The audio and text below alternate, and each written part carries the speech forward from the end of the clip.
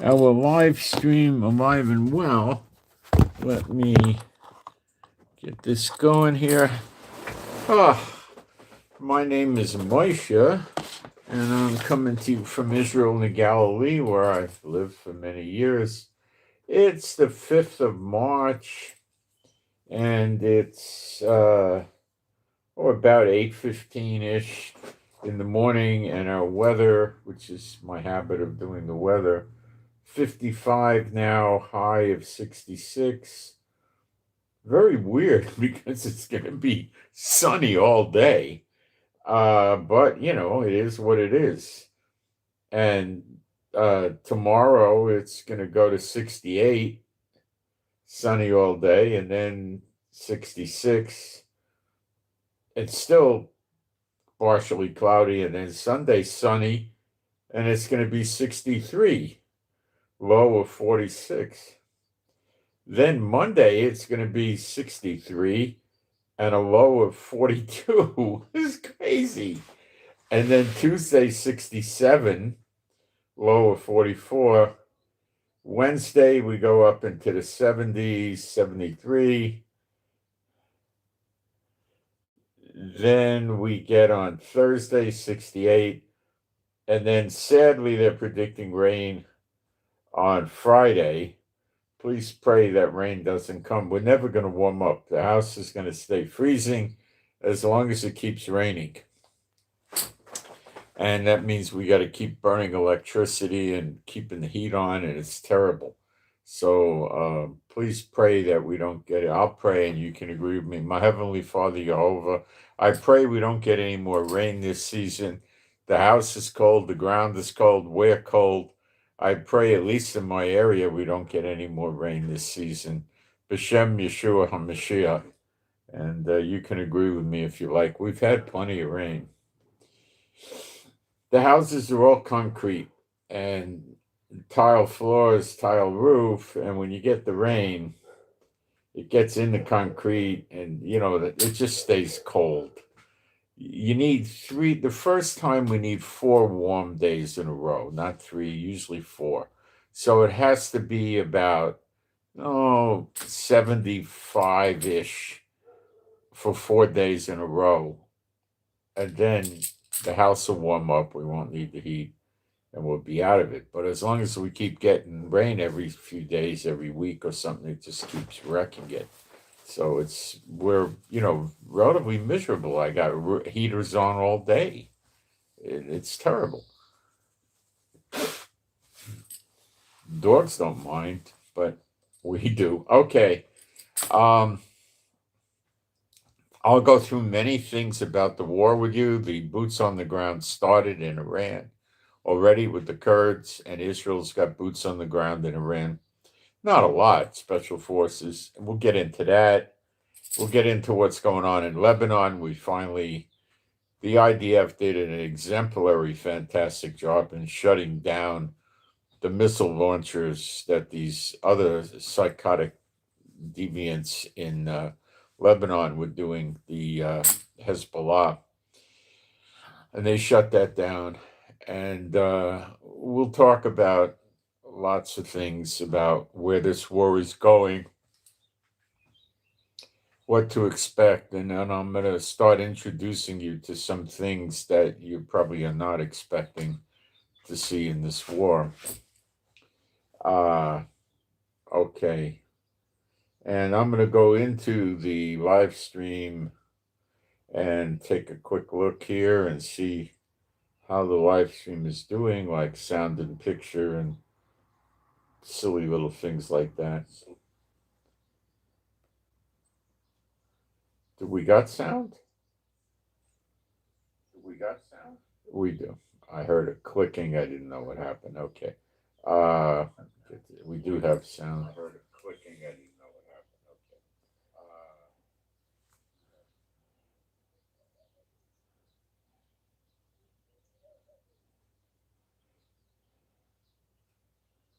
Yeah, I live in Israel. There's Hebrew writing on there. Yeah. Okay. I'm in Israel. I'm in the Galilee right now. That's where I live. I've lived for many years here. Okay, I'm going to put a post up. I'm Jewish. I'm a Kohanim, or you would call it in English a priest.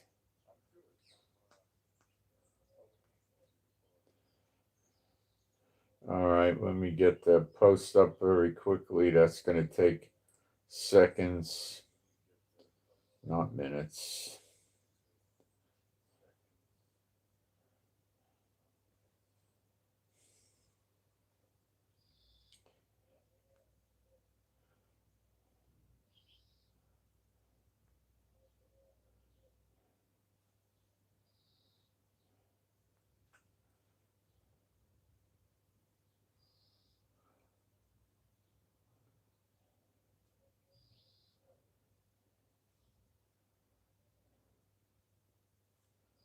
All right, let me pin that up. We've got people coming in. Now, being a Bible believing site, Old and New Testament, I'm going to do some praise, and you could join in if you want. There is no God like Jehovah. There is no God like Jehovah. There is no God like Jehovah. There is no God like Jehovah. There is no God like Jehovah. There is no God like Jehovah. There is no God like Jehovah. There is no Messiah like Yeshua. There is no Messiah like Yeshua. There is no Messiah like Yeshua. There is no Messiah like Yeshua. There is no Messiah like Yeshua. There is no Messiah like Yeshua. There is no Messiah like Yeshua. All right, before I start, I want to I want to cover prophecy. We're getting several, I've noticed, that are several sites on social media that are predominantly secular.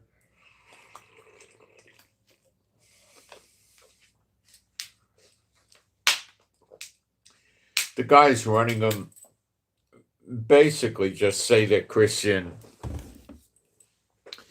and they run good news reporting sites and stuff like that. And now I'm starting to see, I found two of them already that are quoting Jeremiah 49, destruction of Elam. I don't know where they got that from, huh? But they're quoting it now, and that's fascinating to me. And then I found a staunch Satan bot, a big social media figure, a stone cold worshiper of Satan that tells people he's a believer. And this character is saying, no, it's fulfilled prophecy. It's not. They all look. The Satan bots play the game. Oh, the next event is Ezekiel 38:39, Gog and Magog. No, it's not. The next event is Zechariah 12, which is a siege, a surrounding, a blockade around Israel.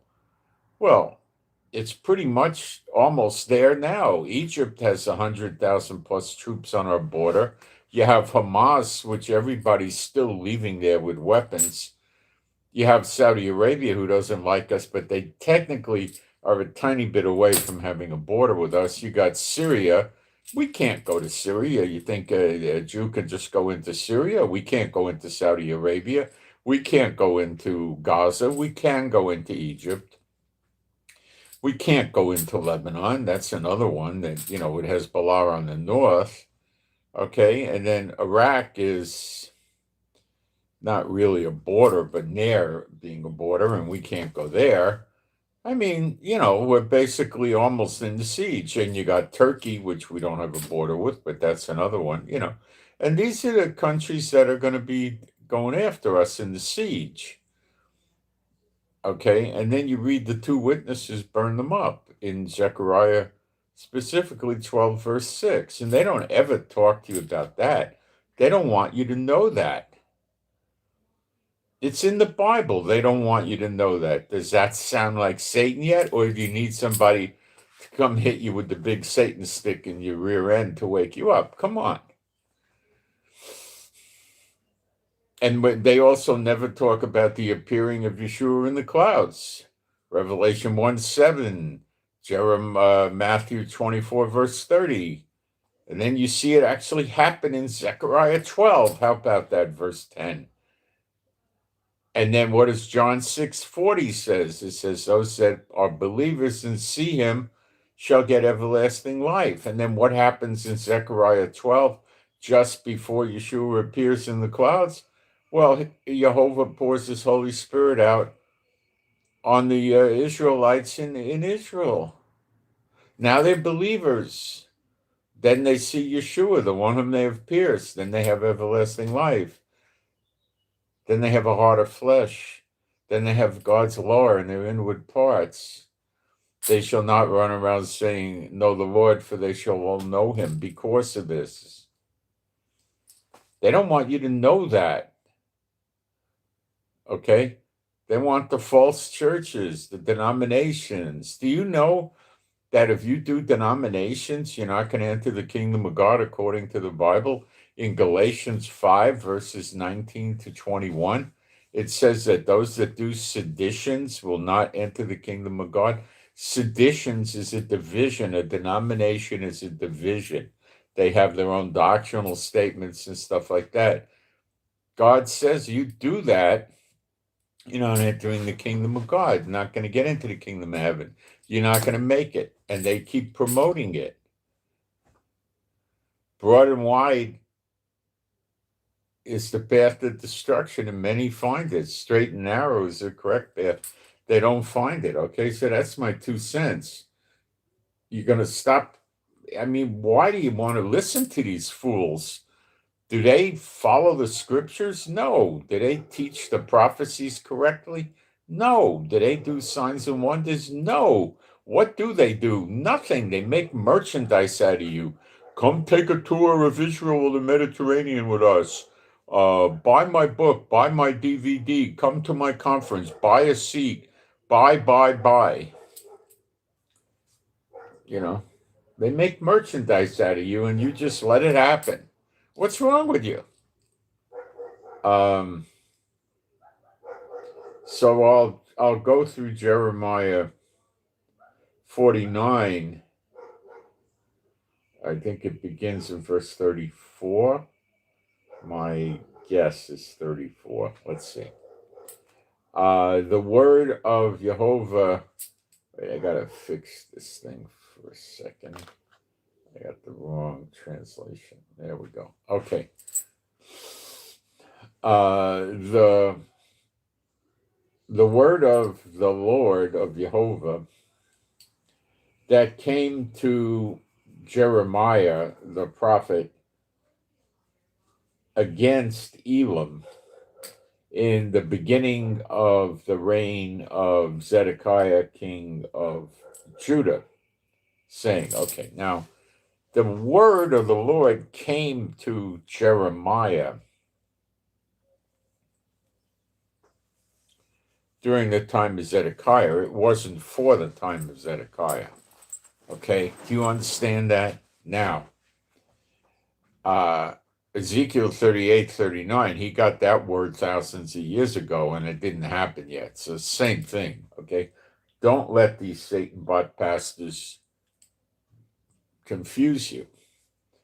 And upon Elam will I bring the 4 winds from the 4 quarters of heaven and will scatter them towards all those winds, and there shall be no nation whither the outcasts of Elam shall not come.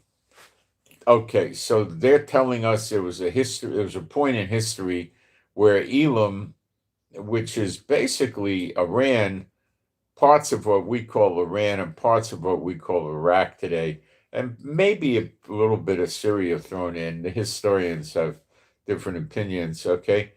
And you notice Iraq and Iran are inundated with fighting, and right today. Okay, how about that, right?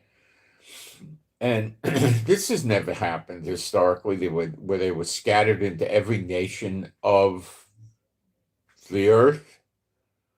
For I will cause Elam to be dismayed before their enemies in the plural. Now, normally they were fighting with one country at a time, like Babylon, for instance. Okay, so Elam be dismayed before their enemies in the plural, and before them that seek their life, and I will bring evil upon them, even my fierce anger, said Jehovah, and I will send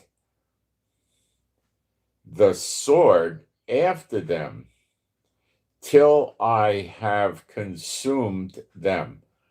So when they go into the countries, they get consumed, killed. And I will set my throne in Elam. Now, that doesn't mean he's going to reign out of Elam. He judges with a throne, like Solomon sat on a throne and judged. Okay. He judges in a throne.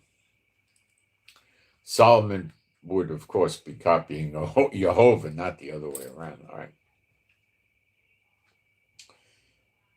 And I will set my throne in Elam and will destroy them from thence, the king and the princes, saith Jehovah. Well, the king and the princes are biting the dust in Iran like constantly. The Ayatollah Shmokmeni was basically their king, although he didn't call himself a king.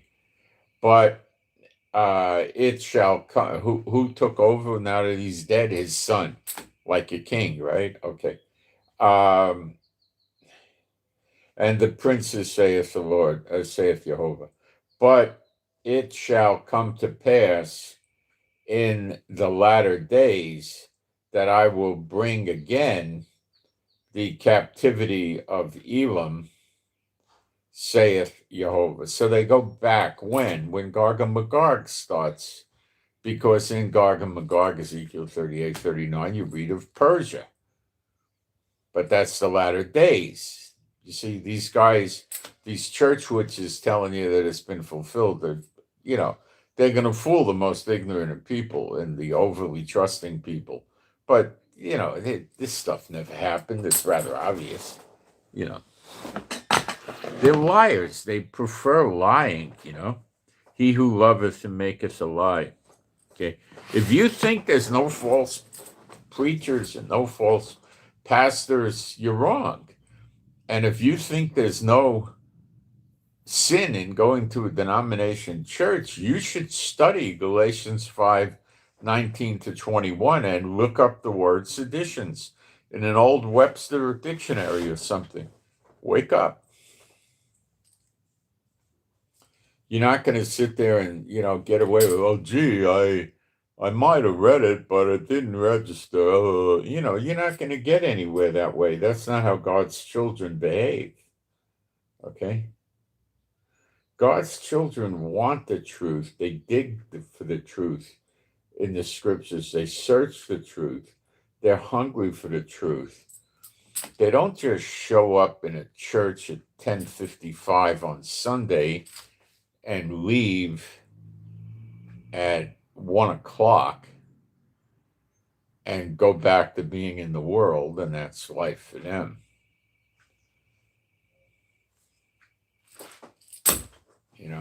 All right.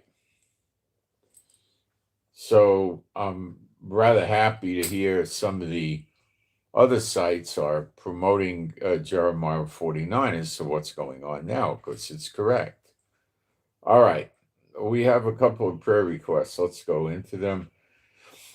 The first one is I'll give you how do I do this? I'll tell you what the prayer request is and you can pray for it. I believe I've already prayed, so I know that. Okay. It's for two people. The first one, EL, Echo Lima, EL, and EV, Echo Victor. EL and EV, they're homeless and they have health problems. So pray for EL and EV to get a place to live and their health problems would heal up. The next one is for AP, Alpha Papa, AP, Alpha Papa. Okay, Alpha Papa needs a new place to live, new digs, okay, and is trying to get government assistance for housing. So we want to pray that AP, Alpha Papa, gets government assistance for housing and gets a new place to live, and also that AP has joy and peace walking with the Lord.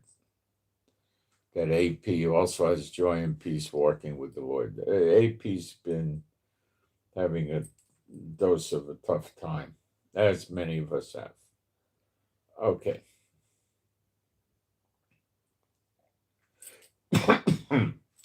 All right. The price of things this morning, a little while ago, oil prices are up, but they're not spectacular or they're not going to cause any economic collapses. They're selling their oil reserves to keep the prices of oil down. And there's only so long they can do that. Okay. And they're slipping because it keeps going up a little every day, but just a little. The Brent, that's like what Europe pays, $83.80 a barrel. WTI, which is what America's selling for, is $77.30. When the war cranked, it was about $10 cheaper. So, if it keeps going like this, which it won't, it will probably work up to $90 or $100, and that's sustainable, but we'll get into things like that today. It's unlikely that things are going to go so well. I just got an email from our local militia people, but I get, they send it to a list of everybody, so I'm not going to pay attention. It's probably an update. I'll just leave it till later. We have in our village, we have gates where we can lock the roads from access, and we have people that have military police experience with government vehicles with emergency lights, like blue lights, and they got firearms from the government, weapons, long guns. And they patrol the area and watch for terrorists, and their response time is very, very fast. And they have other people that volunteer to help them, and so that would be if we had an infiltration, say from Lebanon. Our militia would lock the gates, man the gates with people with firearms, making sure everybody that comes in and has a sticker from living in the community. And if any of these jackasses came in the community, they would hunt them down and most likely capture them, but more than likely they'd wind up killing them. And that's how we do it. We're not going to have another October 7th. So they look out for us, and they are us. They live in the community, so they are us. Okay. Gold and silver. They managed to suppress gold a little bit again. They got it down to 51.85. And they got silver down to 84. Silver had gone to about 94.95, and gold was already well into the 5,300. So they're suppressing that. They don't want to. They're crooked. They're liars. They're cheats. They're scoundrels. They manipulate the market. The government of America. They manipulate the market, and the governments of the world. They manipulate the market. and they take unfair advantage of you. I read somebody did a real serious breakdown that gold's true value is $38,000 to $40,000 an ounce, and I believe it. When they made gold $35 an ounce in the 1930s, you know, that was government fixing the price. But, you know, what did you pay for a house in 1935? Well, you were probably able to buy houses for $400, $500, $600. What a houses cost today. That's why they come up with $38,000 to $40,000. So they're suppressing gold. Okay.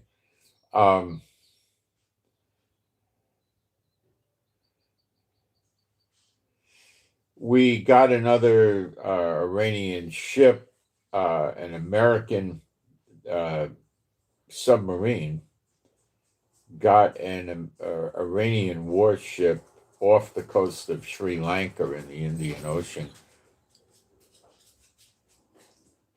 It thought it could hang out there and be safe from the war, but that's not how war works. It was an Iranian warship, and it would have been eventually called back into Iran to hurt Americans and Israelis. So it was sunk. A lot of them got killed and stuff like that. It got hit with a torpedo. I doubt they knew what happened till the torpedo hit them. I'm getting ready to go on Zoom. You know how you get out. Go out. If she gets on your nerves, please let her in and don't yell for me, okay? Yeah. All right. Now, at the same time with the oil, J.P. Morgan, which are pretty bright people but not trustworthy, they lie, is saying that there's going to be catastrophic oil supply loss from this war. And it's true. Qatar shut down already. Saudis gotten their Aramco, the largest oil refinery they have, likely the largest one in the world, or one of the top three, had gotten hit multiple times already. UAE is getting clobbered. Kuwait's oil is getting clobbered. Bahrain's oil, it's getting clobbered, guys. Oman, the oil is, they got a closure in the Persian Gulf in addition, but that'll be overcome. But the oil, it's the refineries, the storage tanks, the ports, and the piers of Kuwait, Bahrain, Qatar, UAE, Oman, Saudi Arabia have been, and even Jordan a little bit, have been getting hit. So even if the Persian Gulf opens, it's still going to be delays. So they're suppressing the oil prices right now. And depending when the war ends, they may get away with it or they may not.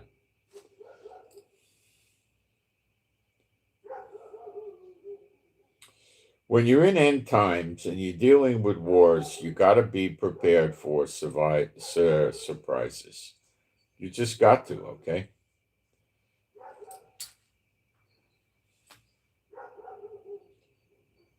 An Israeli pilot had the pleasure of being attacked in an air-to-air combat over Tehran by some jerk Iranian pilot, and he blew the guy out of the sky. Now, that has probably made a lot of American pilots pull their hair out with jealousy. Why can't I get her? Why won't they attack me? Why is this Israeli getting all the fun? I want them to attack me. If I kill 3 of them, I get to be an ace like Maverick. Yeah.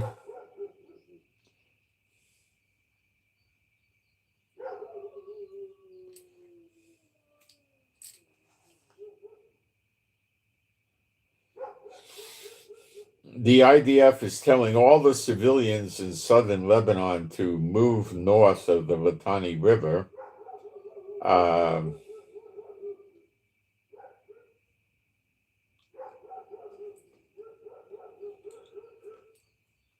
Everything I pick up about negotiations with Iran is coming back. Iran's denying there were talks or that there were people attempting to do talks, or they wanted to talk, and they're not interested in talking. They're playing hardball.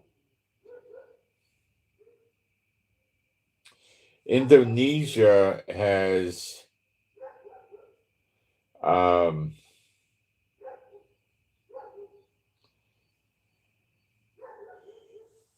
basically postponed or put on hold indefinitely the Board of Peace junk that Trump started regarding Gaza, and they don't want to get involved now. They want to protect their brother Muslims, or something like that. Indonesia is a Muslim majority country.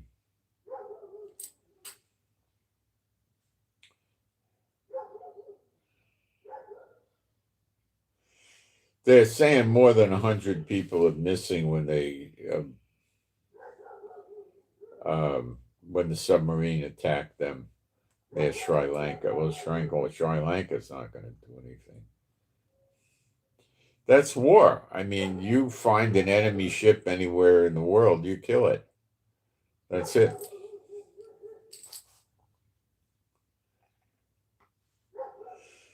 Um, 2 days ago, Hezbollah claimed responsibility for 13 attacks. Okay. Hezbollah has a lot of missile launcher things underground and stuff like that.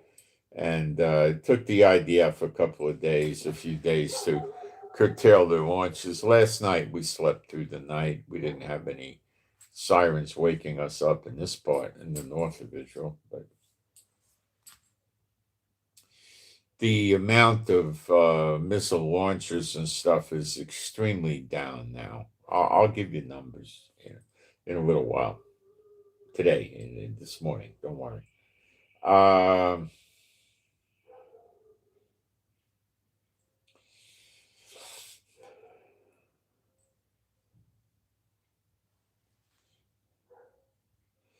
The CENTCOM give us a general summary information here.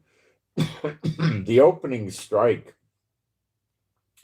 of the operation was twice as extensive as the opening strike of the American operation in Iraq in 2003.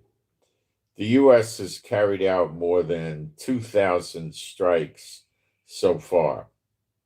And Israel is close to that number. The U.S. military has so far struck 20 or 21 Iranian vessels have been destroyed. And that includes their new helicopter and drone carrier called Shahid Bagheers, I don't know, which launched in 2025, as well as an Iranian submarine. So it's an understatement to say Iran is doing very bad. Iran is doing extremely bad, but they intend to change the scope of the war, and we're going to be talking about that today. Not so much the scope, they're going to change the way the war is being fought. It's going to revert from an air war to a ground war. Okay, the Persian Gulf blockage is about to fall apart. Okay, they might get a few more days out of it, that's all. B-2, B-1, and B-52 bombers are participating in the strikes already. Okay, and then B-52s is probably explaining the serious drop in attacks from Iran.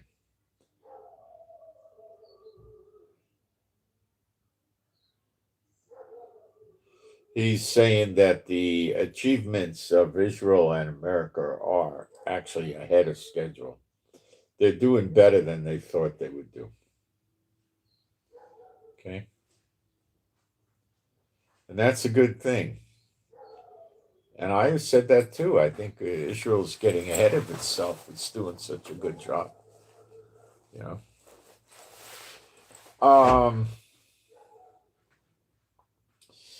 We, as of yesterday, we probably in the afternoon or evening, we, counting America and Israel, they say that they have attained their superiority. And what that means is there's no more any substance of any threat from any missile launcher in the anti-aircraft mode or ground-to-air defenses. Iran doesn't have what to fight with anymore. So that means we're going into phase 2, by the way. Today, I think we're in phase 2 already, or maybe tonight or now. And phase 2 is based on looking at what they're telling us, getting air superiority, which means there's no threats to the aircraft. And what does that mean? Well, it's good. It means that our non-stealth jets can go to work. Well, America's too. The B-52s, for instance, along with F-16s and F-15s, which can carry large payloads, and they have F-18s on the aircraft carriers.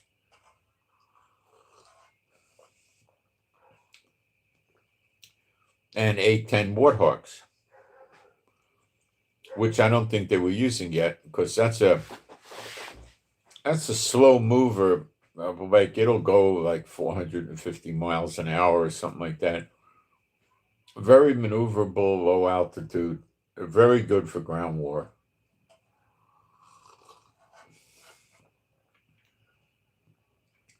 Can slice and dice tanks and stuff like that, But it's not stealth.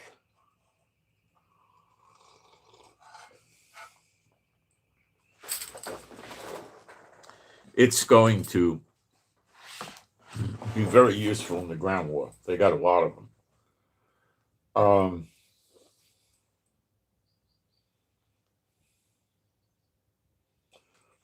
There's still a bunch of mobile launches that they're trying to get. The missile cities where they have fortified launchers, they know where those are, and they're bombing the dickens out of those. So they're not working very good, and the missiles aren't really forthcoming from there of any volume. And the mobile missile launchers are towed by like a Mack or a Kenilworth cab truck with a lowboy trailer, and it moves all the time. So you got to pretty much either find them, but they normally keep them under concealment, like in a barn or a structure, or they could cover it with a tarp and camouflage it, or put it in between trees and different things. But once it starts getting active and turns the radar on and all that, they find it and they blow it up. Sometimes before they can accomplish a launch.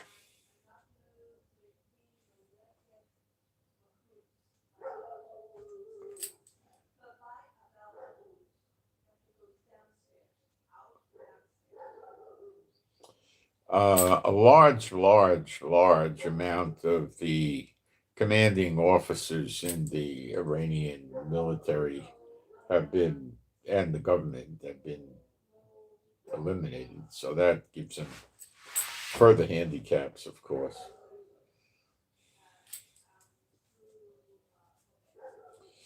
The Wall Street Journal is saying that Israel is going after their they call them the Basis, which are a lot of volunteers that have been shooting the people rebelling against the government. They're probably fanatical Muslims. And the IRGC and the police, their intelligence.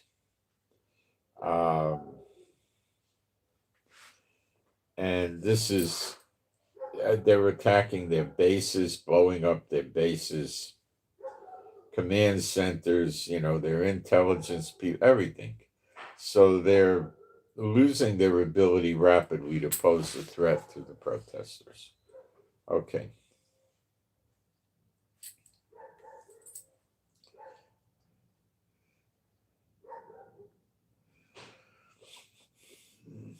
I don't know how many times they hit the Saudi refinery. It could be 3, at least 2, maybe 4. I don't know. They created damage.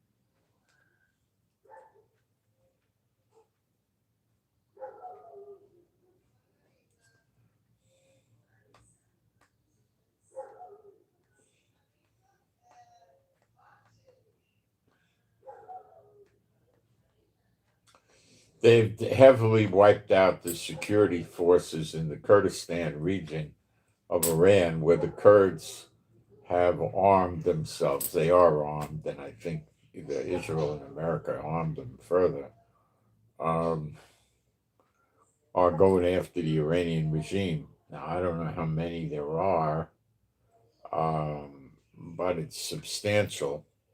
And they're going after the Iranian government. So they're trying to knock them out of control in that area. So you see how it's beginning to shape up. The Kurds, without a doubt, are going to get this done. They're going to get rid of the IRGC and the Bajis and the police in their area.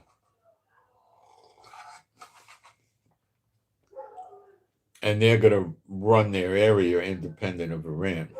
You understand how they're doing it?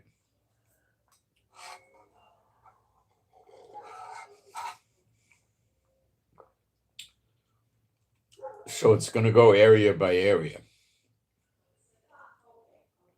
Now, they're talking about making a militia out of the, I'm rather sure, out of the protesters that are demonstrating actively against the government.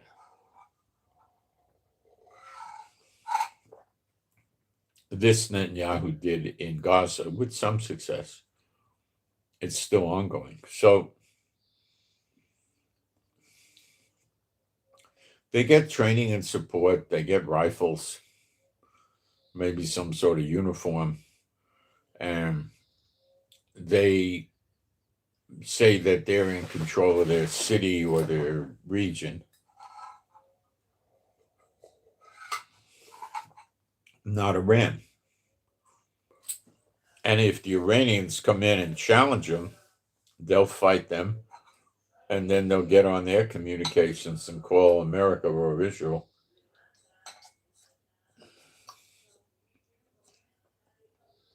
And then jets and helicopters will be over there momentarily.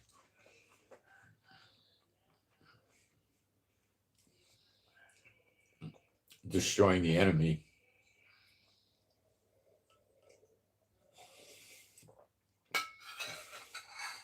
Which is the old regime.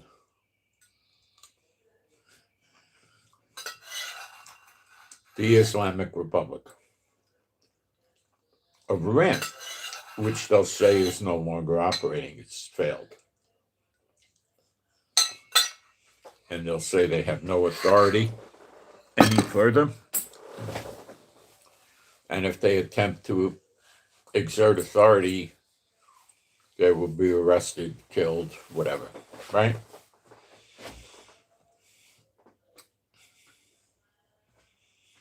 That's what looks like the model looks like, okay? And it'll go region by region. The problem with this is these guys from the IRGC and the Bajis and police are worried about getting arrested, going to prison, getting executed, beaten to death, and all that stuff. So what are they going to do? Well, they may try to hold control of certain regions, and they're safe there, and they could steal the food and everything from the people there.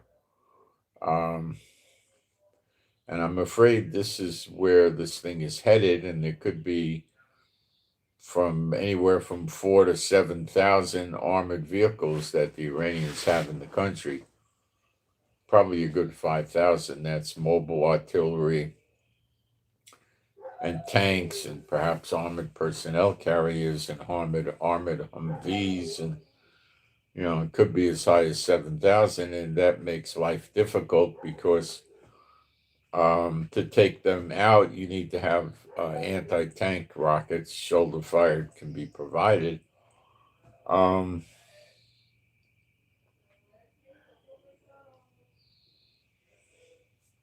Iran is a very large country, and it's full of mountains, and they have gone into the mountains years ago and set up military bases inside caves in the mountain, or made their own, dug in on the side of the mountain and made their own cave, so to speak. And in there, they put artillery, missiles, and things like that. And, set up some kind of barracks for the soldiers where they could sleep and rest and, that sort of stuff. They probably have generators for heat so they can keep warm in the cold months, and who knows what else, right? So they got to be eliminated. Yeah, it's not so easy. And they got artillery, and they got tanks and mobile artillery and mortars and shoulder fired weapons. And as these ground forces try moving around on the highways, they'll be getting plinked at by the Iranian forces hiding as guerrilla fighters. So they're going to try to run it into a guerrilla war. It's going to be ugly. You know,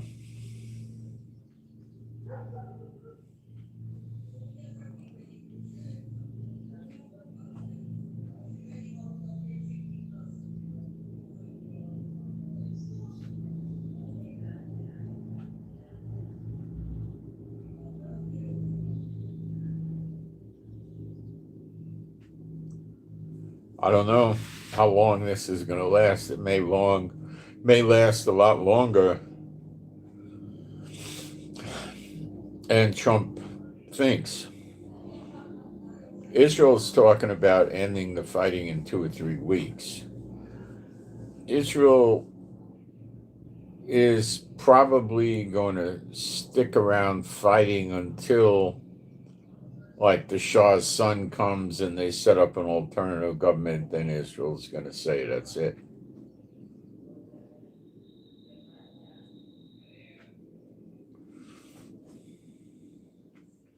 You could be fighting in there for months.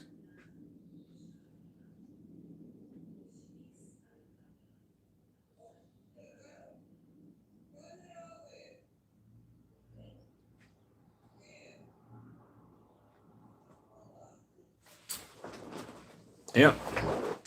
And that's what the world doesn't see. And that's the next level that Iran is going to try to use to get a negotiation where they could remain in power and get sanctions lifted and stuff. And I don't see that happening. Um,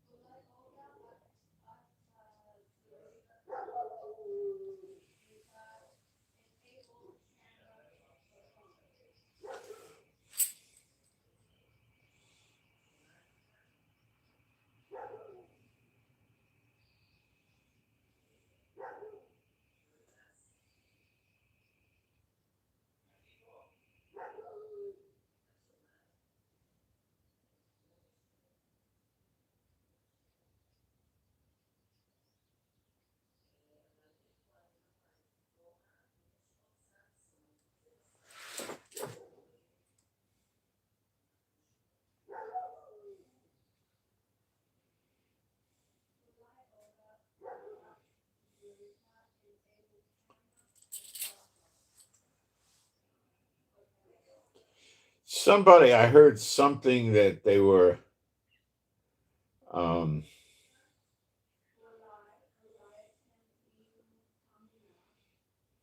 given by Israel or America or both, I don't know, a 24-hour ultimatum. This is in Lebanon, not Iran. In Lebanon, for the Iranian military that went to Lebanon to help them and is encouraging them to attack us.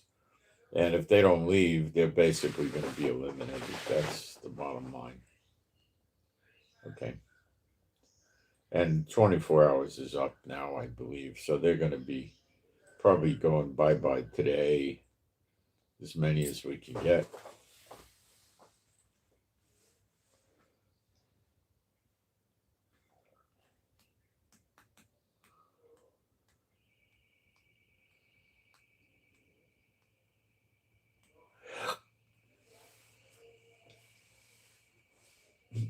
Iran said that if we damage or hurt the buildings of any Iranian embassy or consulate, that they will respond in kind to Israeli diplomats, and I think they would probably mean American too.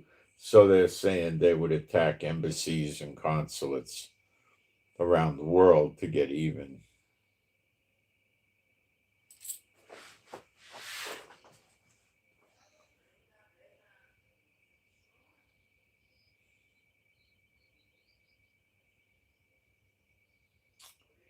Qatar announces a state of emergency and informed its customers that it has completely dropped producing gas and its byproducts. I believe it means LNG,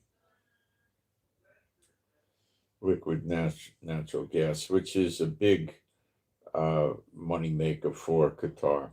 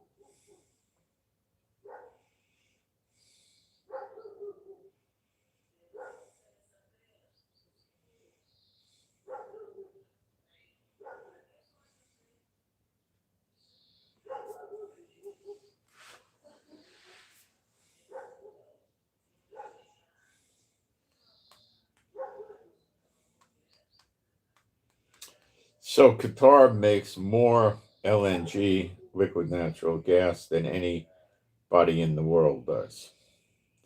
See, this stuff is given enough time, prices are going to get very high. Gas and natural gas, gasoline, oil, and LNG.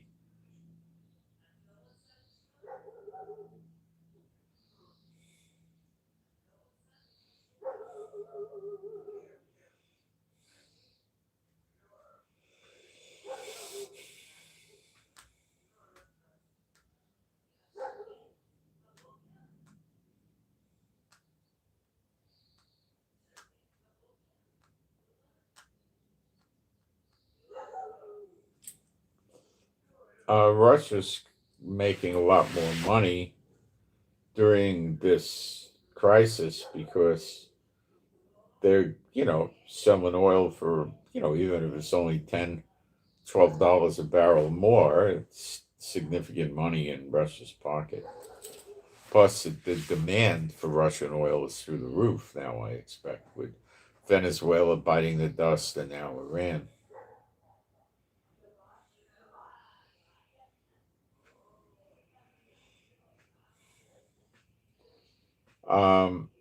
Trump pulled the THAAD systems, the air defense systems to take down planes and stuff.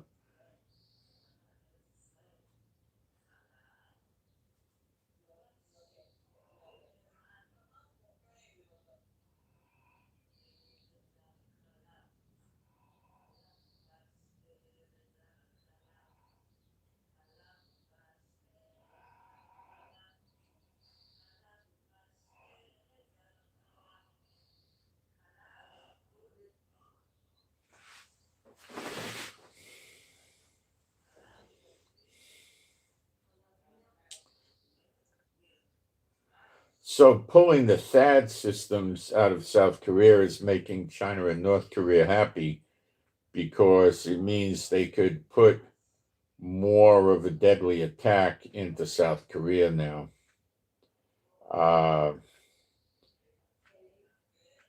It also is getting Japan and Taiwan more concerned. And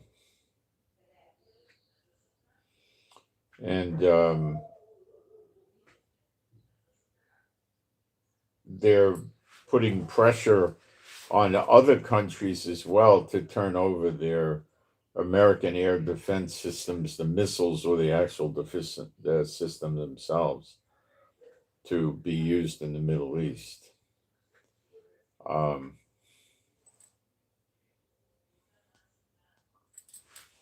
That is very likely part of the snare. I don't know, but it could be. I don't know.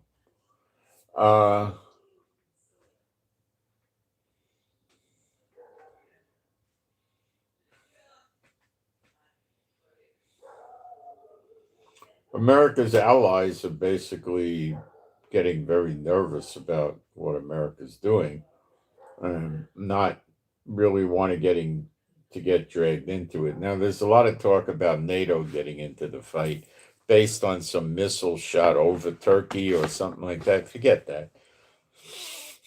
It's not happening. Okay, not at this point. First of all, Erdogan didn't call for it, and I don't believe it's going to happen. It may happen, but not today. And it may be different events that make it happen. Most likely, not this one. Iran is remarkably stupid, and they're getting many nations they're attacking, and they're complete. Yeah, I got to hand it to them. They're bloodthirsty, but they're completely crazy.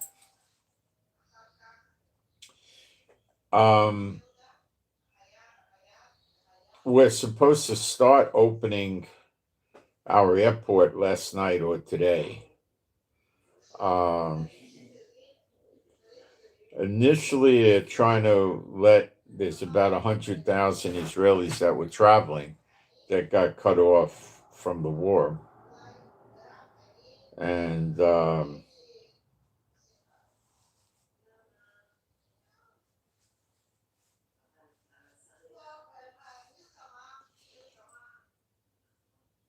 they're going to start having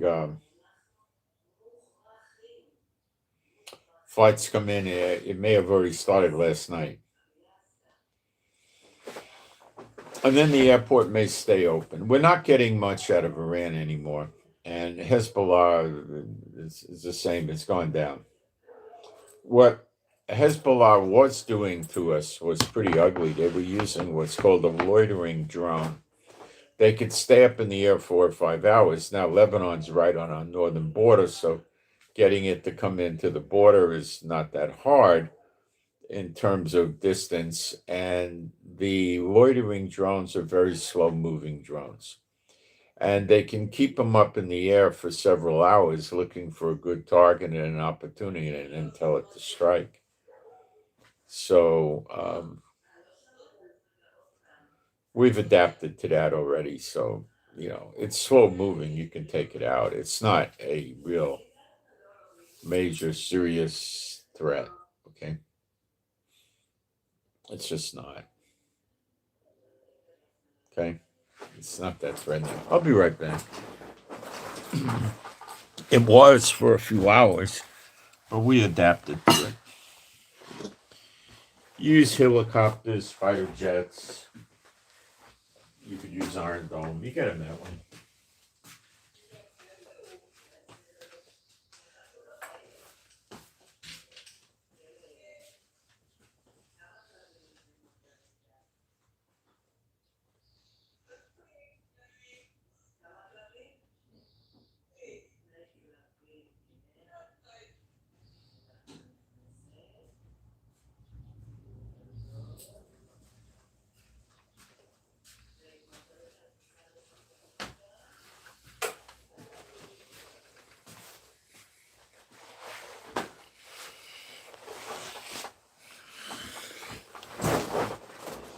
I personally am worn out. Reporting on the war has knocked me out.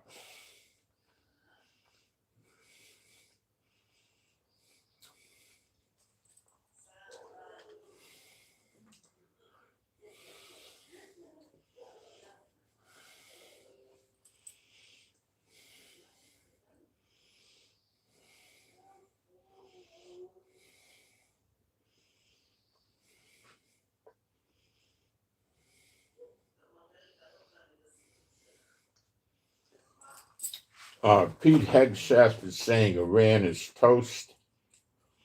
More U.S. forces are on the way. Turkey says Iranian ballistic. We covered that. It went into its airspace. It was shot down by NATO. France shot down some ordnance flying from Iran to the UAE, and they have an aircraft carrier that is in the area or will shortly be in the area, the Charles de Gaulle carrier.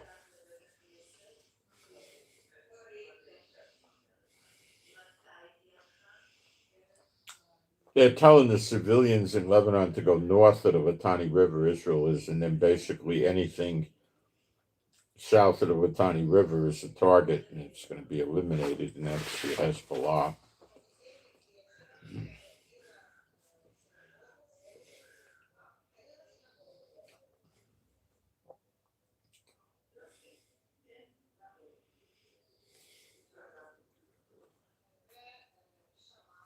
The top American general says that, and I believe this, that the Iran missile launches are down 86% from the first day of the fighting.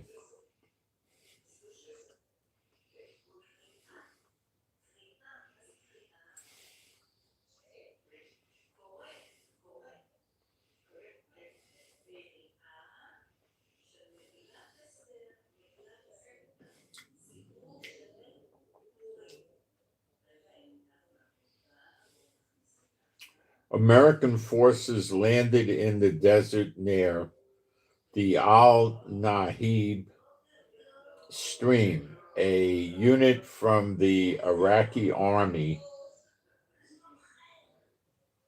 the 41st Brigade of the Karbala al Muqdasa Operation Command, was deployed in the area. So it appears that boots on the ground, American boots on the ground in Iraq.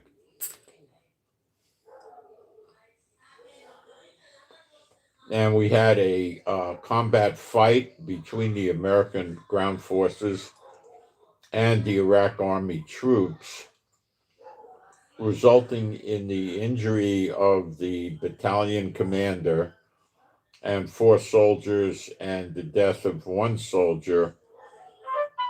In addition, 4 Iraqi Army Humvee vehicles were burned, according to initial report. It's the Iraqis that were getting killed, not the Americans. So, like I told you, Iraq is going to be in this thing with Iran, according to the prophecy. Hegseth speaking to Israel. To our steadfast partner, Israel, your mission is being executed with unmatched skill and iron determination. Fighting shoulder to shoulder with such a capable ally is a true force multiplier and a breath of fresh air. Well, yeah, we're fighting for our own country.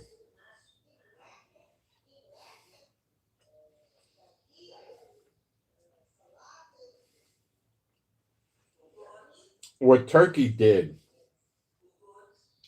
is they called the Iranian ambassador in to yell at him over this missile going over their airspace. They didn't do an Article 5 with NATO, okay? So don't let these people get you there.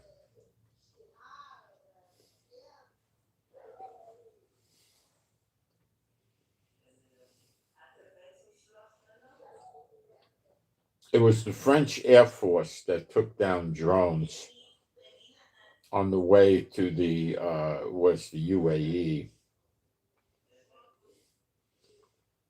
Like it or lump it, that puts France in the war. And I would hope they're smart enough to understand that the Iranians consider them an enemy now and will attack France, anything they can get on France.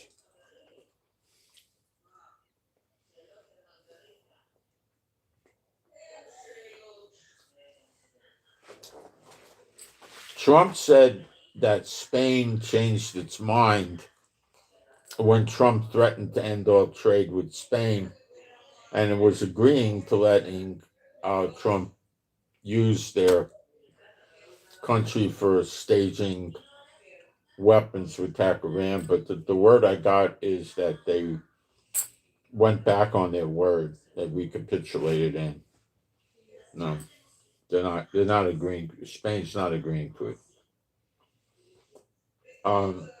Trump may have made this up because he does things like that, and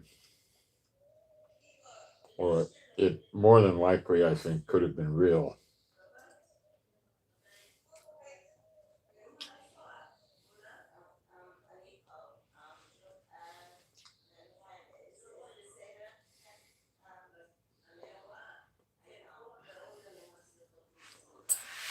General Dan Kane, chairman of the Joint Chiefs of Staff of the U.S., says like this: the scope of Iran's ballistic missile launchers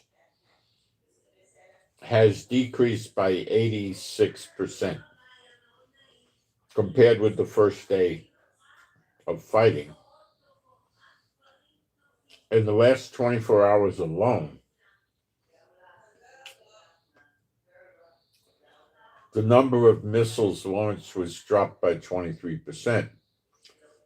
The scope of Iranian suicide UAV launchers, drones, has decreased by 73% compared to the first day of the war.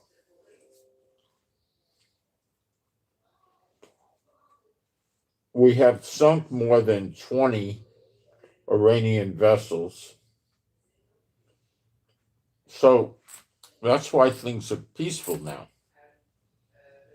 There's still a risk. It's still a risk, but it's going to be gone. Every day it gets better. That's how this works. The speed with which the missile launches was stopped is just remarkable. Like the American drill instructors would say, outstanding.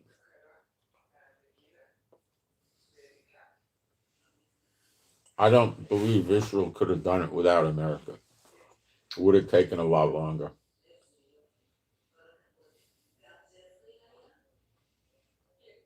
Israel's darn good at it, but we have limited resources. So we had all the resources of America, and then Israel probably told America how to go about doing it, and that was the end of Iran. Well, their missile and drone program's about over. That's not the end of this, though.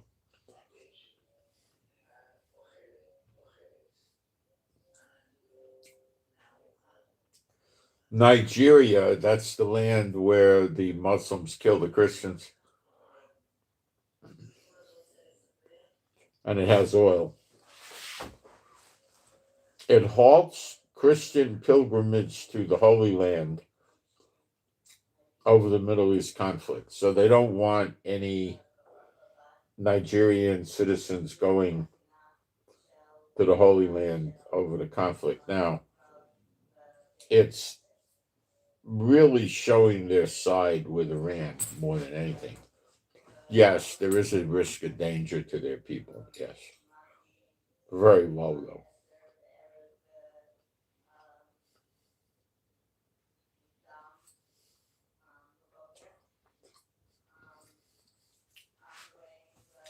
Some hard figures on missile launches from Iran. Here we go. Ballistic missile launches. Day 1 of the war, 350. Day 2, 175, like half. Day 3, 120. Day 4, 50. Day 5, 40. And now we're going to, day 6, so it would be less. Drone swarms. Day 1, 294. Day 2, 541. Day 3, 200. Day 4, 85. Day 5, 45. Okay? So we still have it, but it's a lot better. Every day gets better.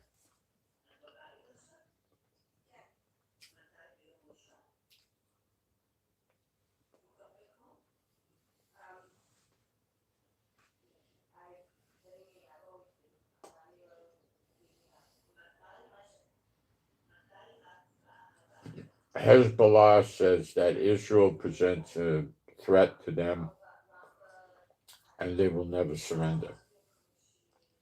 Well, we know that. We'll just kill them. We're not going to let them kill us. That's all they do if they're alive is kill us. We'll kill them.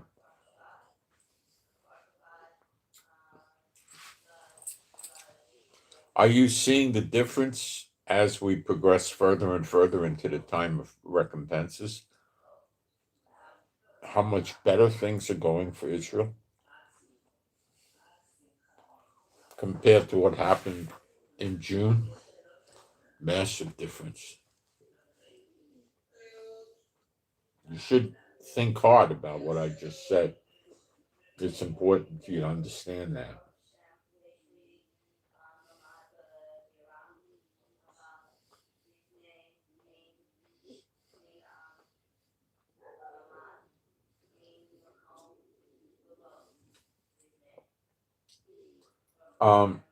So far, Hezbollah has taken credit for 16 launch attacks on Israel. But that number is going to go down drastically, too.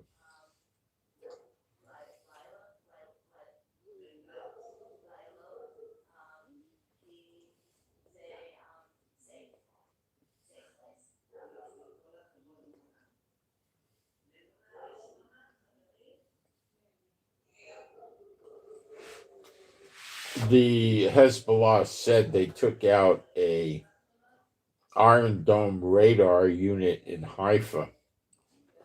I don't know how true that is. They might have taken it out and it's already been replaced. I don't know. They lie. You can't pay attention to these Muslim groups. They love lying.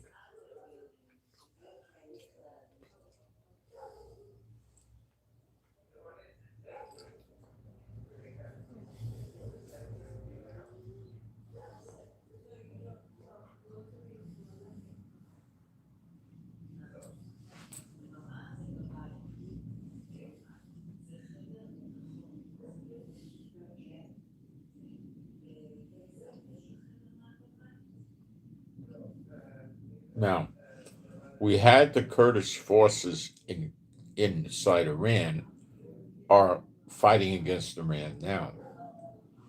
Also, yesterday, the Kurdish forces in Iraq launched a ground offensive into Iran against the Islamic Republic. So there's two sets of Kurds coming in.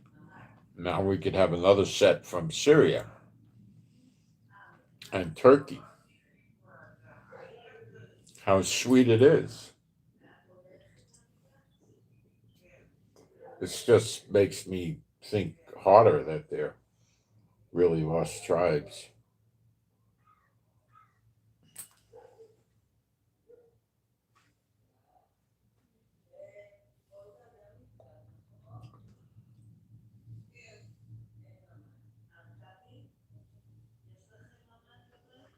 thousands of these Kurds came in from Iraq.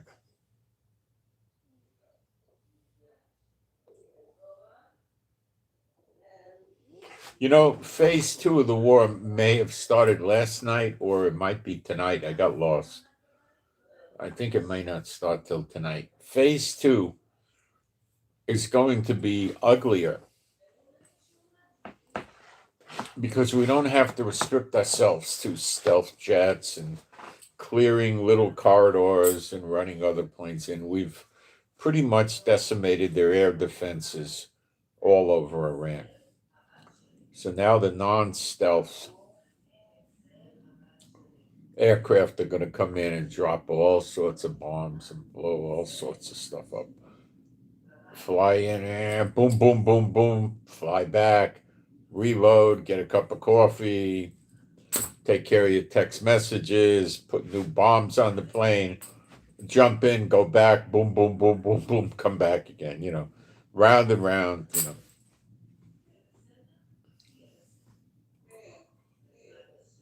Are we going to see them surrender? I don't see that in prophecy. I don't know. I doubt it.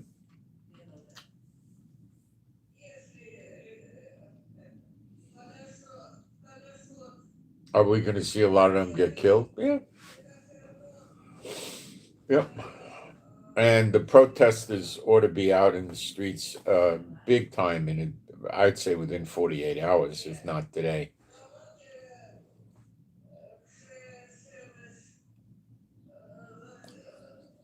Do you understand how they're going to do it? The Shah's son will come, the protesters will support him. We got a new regime. They're not here anymore. They're going to be reduced to fighting like Che Guevara as a guerrilla fighter, not running the place at all. They'll take over some stronghold areas until they get wiped out. And, this is what you're going to see. Tehran is getting a lot of attention with bombings. Why? Well, that's the capital, and they want to make sure that it's general knowledge that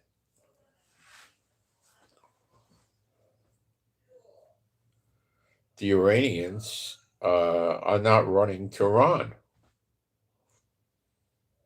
Actually, if they walk around the street wearing an IRGC uniform or Army uniform or police or something like that, they'll probably get arrested or shot.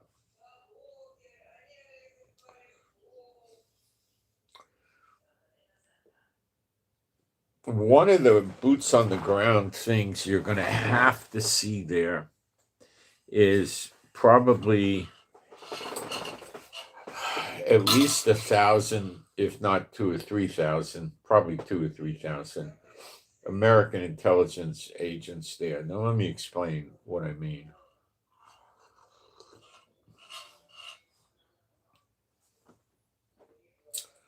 Naval intelligence is going to be there very actively operating, making sure the American Navy, which is going to be in the ports of Iran and active in the area, is not under threat. So they're going to be in the hundreds trying to get positive intel of any attempts to hurt any American ship or any American sailor. They're worried about sailors too. Believe me, they are.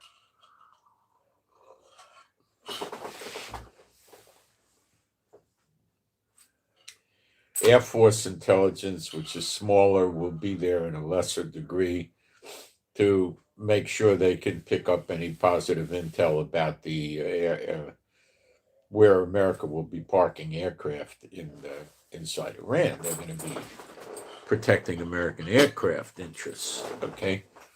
Now, military intelligence, which is the Army, is going to send. I don't know if they could spare 1,000, 1,500, but they probably should or would. A huge amount of special agents. These are all special agents, okay? And they're going to go there, and they're going to be running around collecting all sorts of intel to protect the boots on the ground operatives, which could be Kurds, which could be Iranian patriots, which could be Israelis, which could be Americans. And they're going to be trying to collect all sorts of positive intel where the threats are to the ground action and destroy those threats. They're trained. Okay. I had a good friend that in my old days in law enforcement that was one of these guys at one point in his life. And they'll have, suitcases full of money they can bribe people with. They'll be out there collecting intel. They can get ugly if they have to. They'll be able to put people in detention. They'll be able to interrogate people. Not just them, the Navy and the Air Force as well. The Marines don't have a tremendous effort in intelligence. They do, but not as big as the Army. The Army has the biggest. Then comes the Navy, and the Marines is very small. The Coast Guard has intelligence. Coast Guard intelligence is rather small. The Coast Guard's rather small.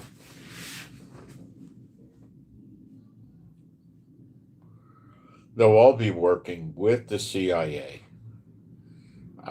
collectively with Mossad, to try to protect as much of the people cleaning up the rest of Iran as they can. And predominantly the NSA will be using electronics along with Israel and eavesdropping in conversations and communications as much as possible, using drones and other technical measures to surveillance these characters. Essentially, whenever they pop themselves out of the holes in the mountains, they're going to risk getting killed by a drone or a missile or a helicopter or a jet or something like that. This is likely going to take weeks. They've got thousands of tanks. And if you just leave them alone, they'll just slowly but surely keep recapturing areas. Okay? And they'll wind up running 30 or 50 or 60, 70% of Iran. Well, we can't have that, can we? No. And they'll just wipe people out. Their interrogations would probably run along the line of torture. You just don't want them there, They got to go. You had Castro running around in the 50s, and eventually he took over the country. So that's what they'll try to do, is take over the country if you let them. You can't let them. And then there'd be room for China and Russia to support their guerrilla activity in any way they can. And we don't want that. Nobody wants that. But you can't finish this war off just by bombing. You can bomb the buildings that the government works in. That's effective because it makes the people looks to the people that the government's destroyed. They're no longer running the government. And it's true. You can bomb their bases, which is again true, and that's effective too, very effective, and kill their military forces and kill, what other stuff would you kill? Well, you kill their mess halls, you kill their warehouses where they have boots and uniforms and food and, bullets and stuff. You keep blowing that up. Blow up their vehicles, blow up their bases, the gas tanks on the base, the barracks, everything. So they can't use the base anymore. So what does the military do then? Well, they'll go to the woods. They'll go to the fields,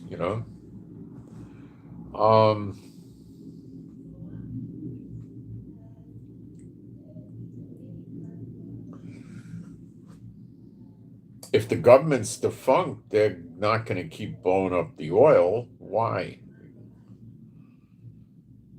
Trump will just call Chevron in and let Chevron take care of the oil.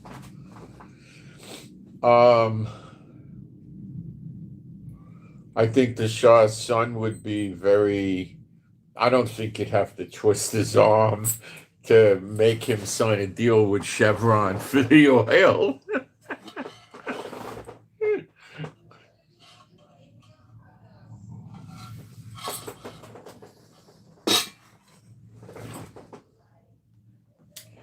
Trump will offer to come up with money to help Iran. Of course, we want a piece of those oil fields in return for putting the money out there. That's what Trump will do. Is that actually going to wind up being good for America? Yeah, it'll be good for the rich people in America. You're not going to get any of that. If you're a rich transactional bum, Satan bot, yeah, it'll be good for you.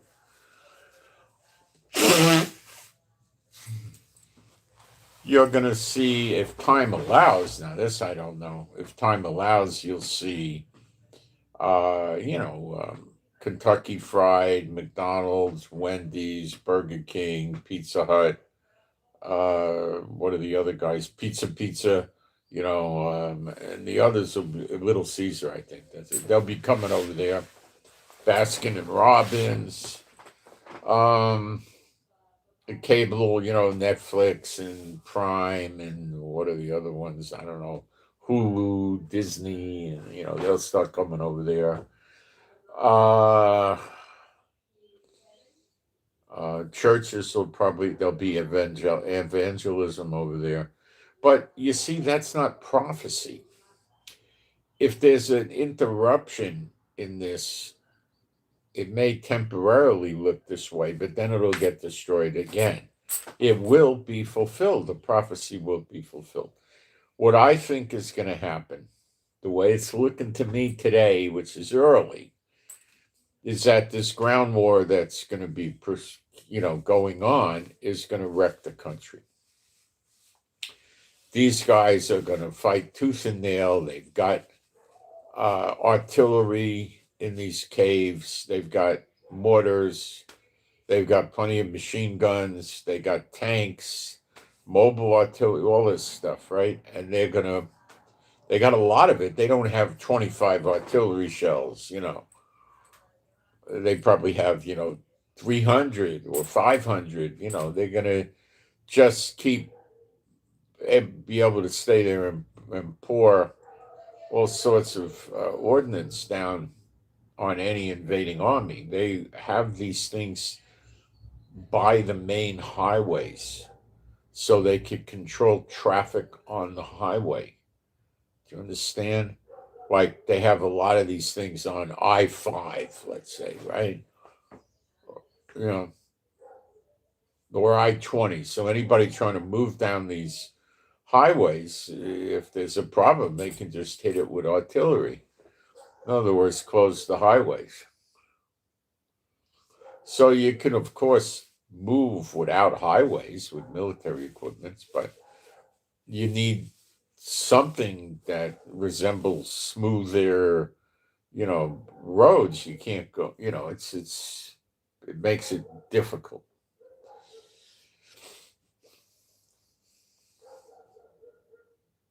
So I'm sure the Kurds are going to come in from more countries, I think.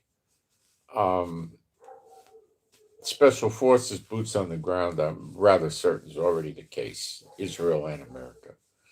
And then what? Well, then they'll start trying to create a militia with the loyal patriots of Iran, but they can't go and fight against these, trained military people hiding in the mountains. They can't. They're not good enough for that. So they're going to have to be taken out. So there's certainly going to be I think, some amount of boots on the ground from America, unless Trump just says, I'm not doing that. Says we'll just keep doing airstrikes. And yeah, that's the way to go. Sure is. You take a network of 100 drones or something like that, plus reconnaissance flights, and you fly around, and every time you see a sign of these idiots, you can put a drone real close and study, looking for signs of military over there, and get an idea where they are, and then call airstrikes in on them, and get them that way.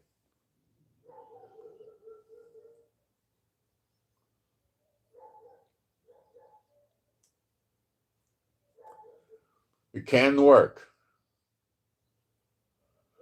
It can work. Yes, it's hard though. It's not easy.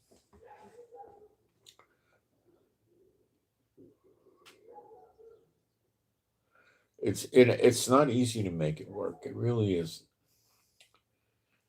That's the phase we're going into, I think. Now, maybe there's something I don't know, okay? But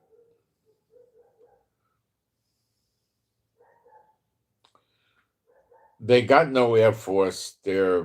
What's today? Thursday. By Sunday at the latest, their ability to launch missiles is probably going to be about 3% or 2% or something of what it was when the war started. Almost nothing.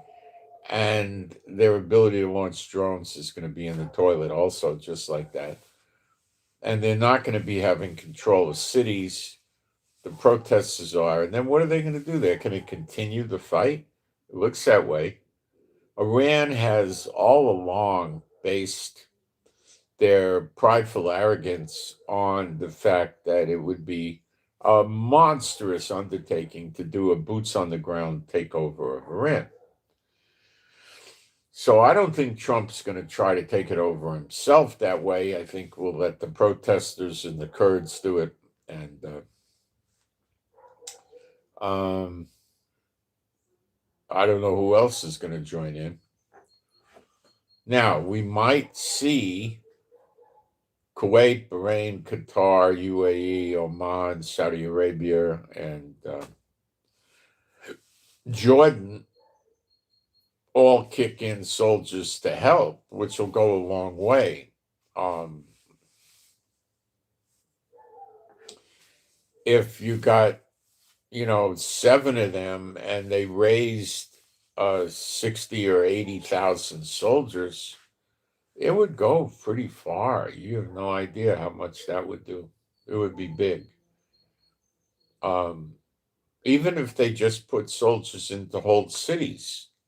See, when the protesters take over these communities, not talking about Tehran, other communities, they need a certain amount of military there to protect them from having the Iranians roll tanks and troops over there and take it back and kill them. Now, you could control a lot of that by air support, but I don't know. It's a lot better if you left 3,000 troops or 5,000 in one of these cities with some tanks and mobile artillery and supplies. And, they can call for airstrikes. You may not even need them, maybe 2,000 works because they're predominantly going to fight with airstrikes. So, yeah, 2,000 might do it.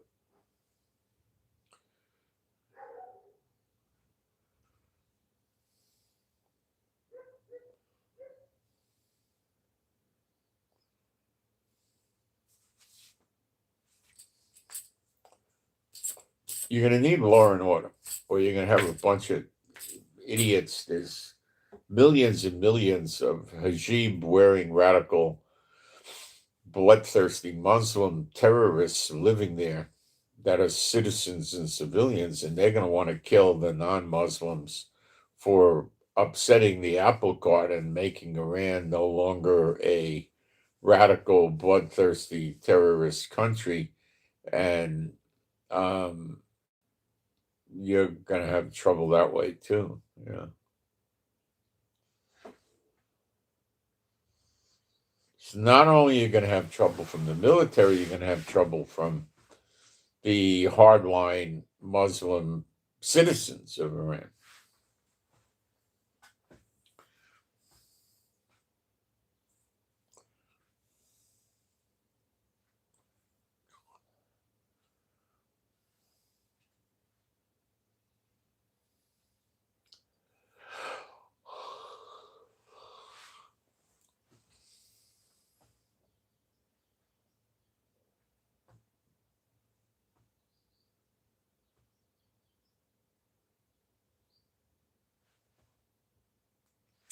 It's not what a lot of people think it's going to be, guys. It's just not that. It's still going to be ugly.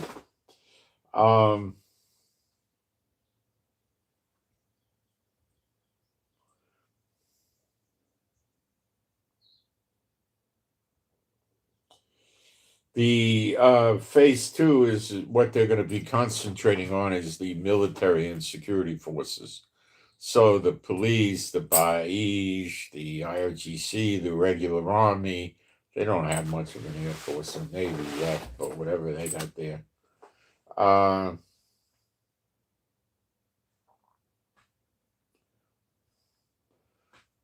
Iran did launch some bombers to try to hit a U.S. base, but Qatar jets took it down. They actually flew some of their old planes in to try to destroy a U.S. base in Qatar, but Qatar has some planes, so they took it down. These planes were probably from the 1980s that Iran was using.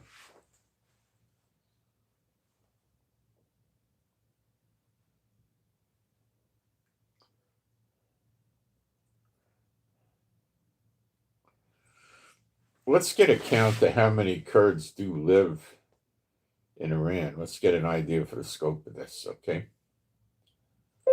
How many Kurds actually live inside Iran? And how big is their military force, the Kurds?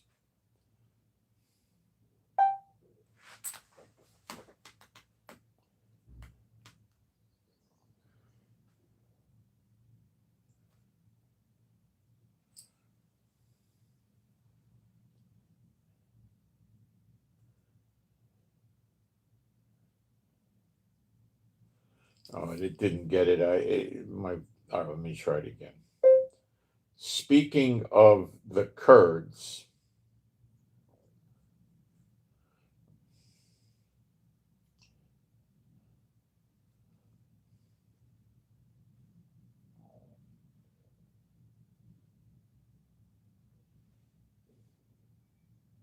how many of them live inside the geography of Iran? And how many of these people are actually fighters?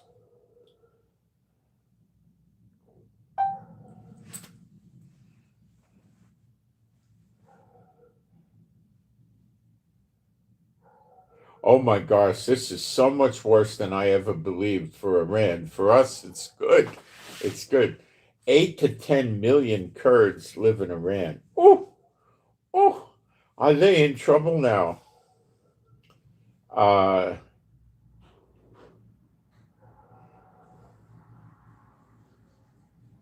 Some people say it could be as much as 15 million. Ooh, Iran got a problem. They live in the northwestern part. We knew that. Near Iraq and Turkey.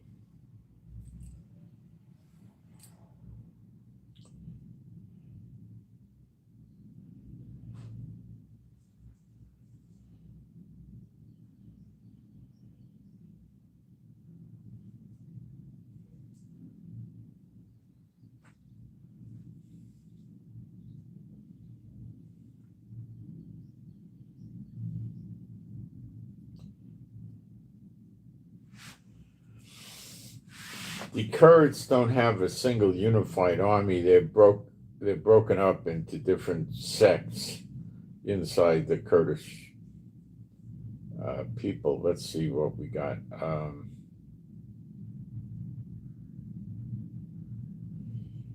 10 to 20,000 fighters right now opposing Iran. And then in terms of their militias, tens of thousands. So they could easily cough up 50 or 80,000 or something like that.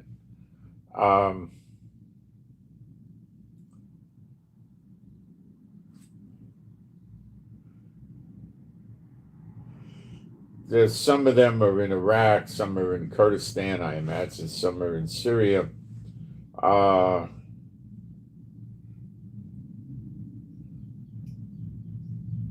They only have a small amount of them as fighters, but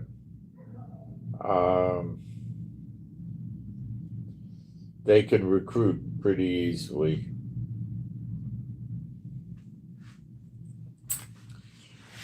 So, they're going to take over the Kurd section remarkably quickly. Now, Turkey, who's of course no friend of mine, or Israel, hates the Kurds and tries to bomb them and kill them in Syria, and hates the ones living in his country.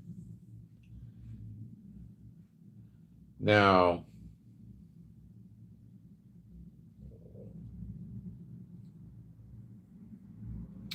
would they leave Turkey and go move over to Iran? No. They'd be more inclined to have the Kurds come from Iran into Turkey and get rid of Erdogan. That would be their first choice.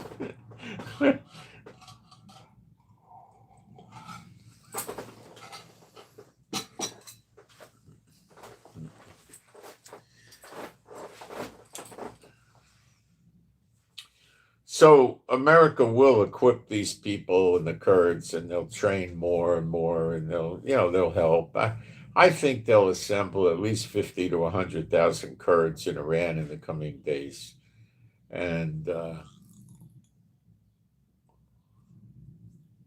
they'll start taking over areas and regions, and then there'll be more from the Patriots and stuff like that.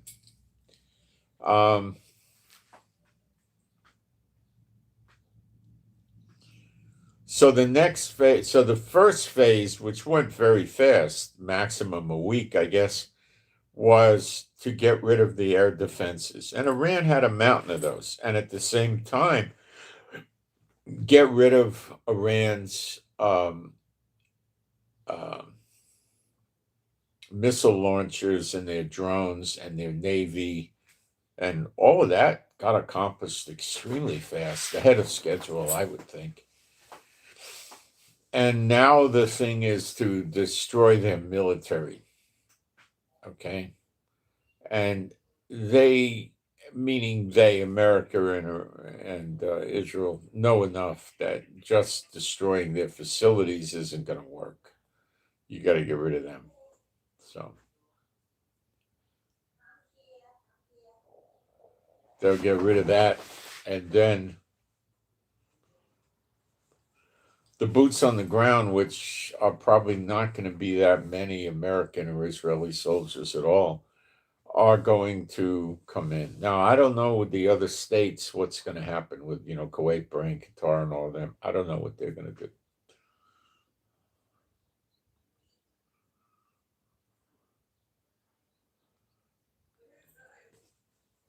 Now that it's safe to go in there, they're probably going to want to go in there and get their pound of flesh and make it look good.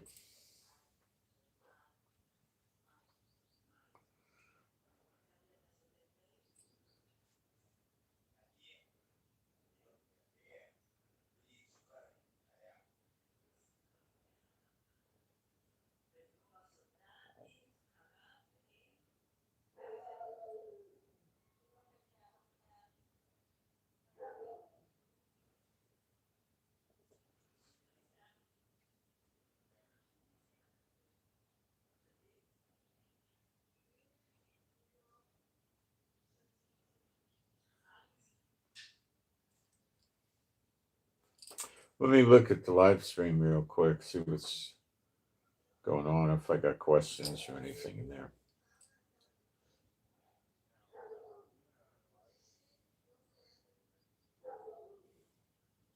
Right now, the world is not in any major crisis about oil or natural gas prices. Not now, but it could creep up to maybe not crisis, but uncomfortably costly. Not that bad, though. You might have to pay an extra $1.50 at the pump in America or something like that. That not that big a deal. No, we don't usually observe Purim. I mean, you can. It's in the Bible, but you can get the grog, the noisemaker, every time they read Haman's name. I went to Hebrew school and they would do it. You'd read the verses. What is it? Ruth. Well, Ruth in English, Ruth in Hebrew. And every time Haman's name came, you spun the grog, which was a clicker and made noise. And then we're supposed to kill descendants of Haman. Yeah, tell Netanyahu that. Okay.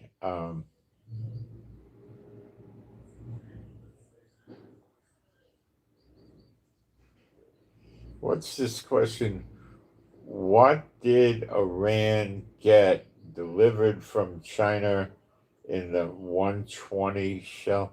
Well, we believe it was mostly air defense systems that they got from China and Russia.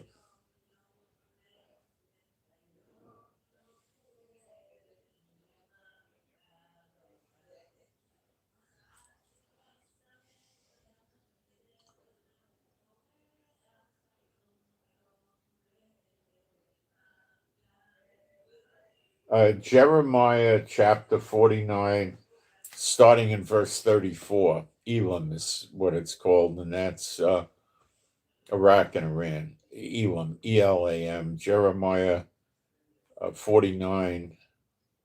That's it, 49. Yeah, verse 34.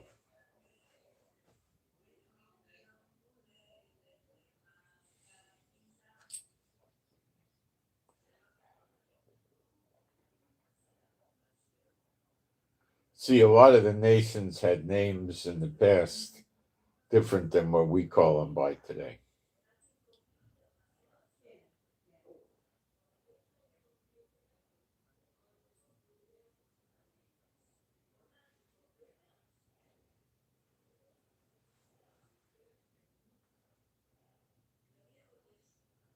No, you're not getting any stimulus checks because the Supreme Court said Trump's tariffs are illegal and they need to be refunded. So you're not getting any money. You're also not getting any information from Trump and Elon Musk as to what happened when they audited the Fort Knox gold reserves. And you should be very worried about that. Very, very, very worried about that. That's like a really bad thing.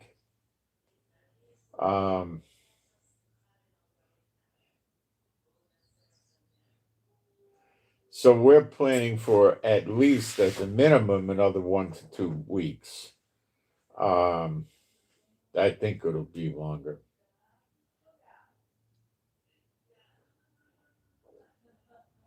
I think there's a total between us and America. We dropped 5,000 pounds, 5,000 pieces of ordnance on Iran, bombs, missiles, and stuff like that.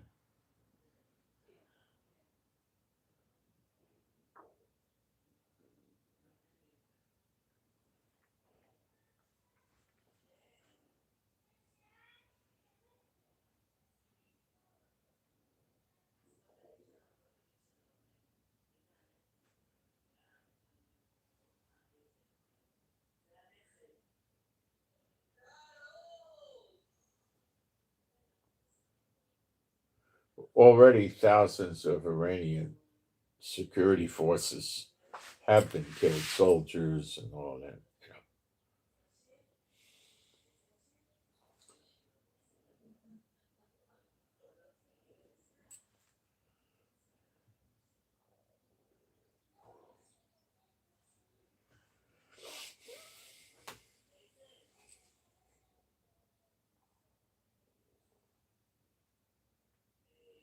I sure hope the airports open up.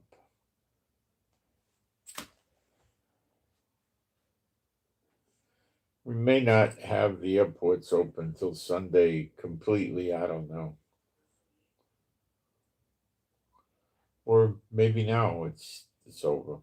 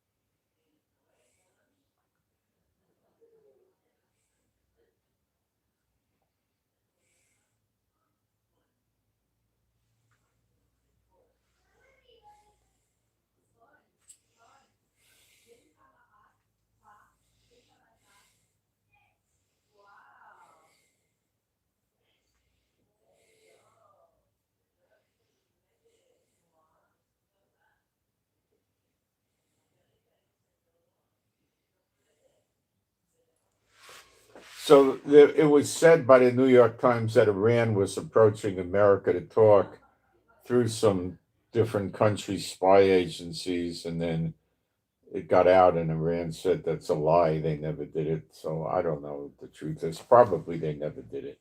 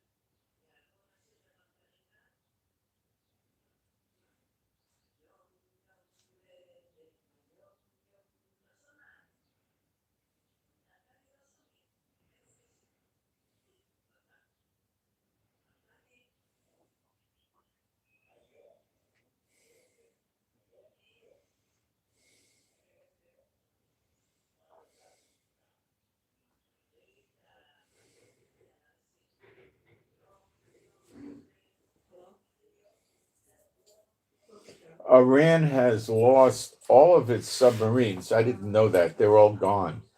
And their corvettes. Corvettes are like destroyers, that kind of thing, cruisers, frigates, warships. Small speedboats are the only naval assets they have left, and they might have up to 3,000 of those. Once the naval bases are completely destroyed, what are you going to do with the speedboats? Where are you going to park them? What are you going to do with them? Uh, and a lot of them are probably at the bases now, and they'll get blown up. So it's going. Canadian Prime Minister, we cannot rule out our country's military involvement in a war against Iran. This he could be referencing boots on the ground, okay, which is going to happen, guys. I don't see America taking 100,000 soldiers. I could be wrong. That would be the perfection of the snare in Jeremiah. No, is it Jeremiah 50, verse 24, the snare, that Trump sends 100 to 300,000 soldiers over here to go clean up Iran. And then you see China and Russia and North Korea make a move. See, you got a real problem with China now. China's going to be like on the warpath. They lost the possibility of getting oil from Venezuela, and they're not able to get it from Iran. Those days are over. What are they going to do?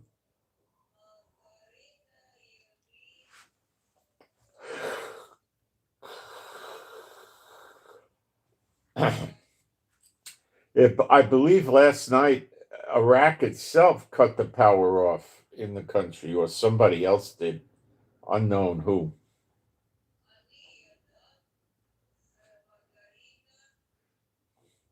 So, of course, one of the problems we had with Hezbollah, but our brilliant IDF overcame it, was they had underground missile launchers. And I mean, the IDF is just, I mean, it's doing such a good job. It's getting ahead of itself. It's more success. Of course, it's Jehovah. I mean, it's they're doing too good of a good job. Not that I mind. May they do even better, but they're doing a great job. I mean, a beyond great job. It's to say they're doing a great job is a stupid understatement. It's a fantabulous job. Now I'm coining words.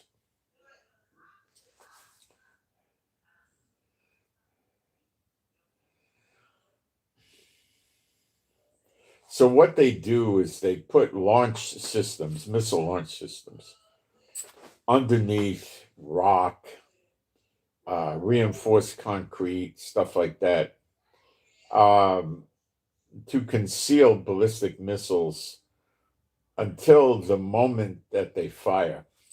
And then we come in and mop it up because we get our radar picks up the GPS coordinates of, where it came from, and then the jets come in, and, we take care of it. But I think they're doing more than that now.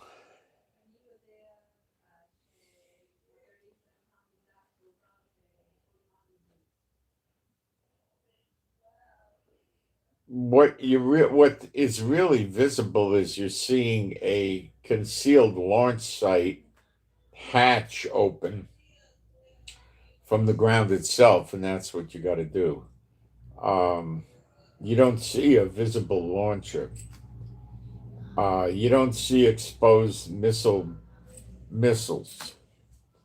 You don't see exposed missile launches. You don't see any of that stuff. It's all concealed. It's beneath the earth, waiting. These mental midgets up in Lebanon have spent years constructing what they call missile cities. But this is what goes on in Iran too. Okay, we came across this with Hezbollah to some extent. Nothing as bad as Iran, of course. This is mostly in Iran what you're seeing. So it's very difficult. They call these missile cities.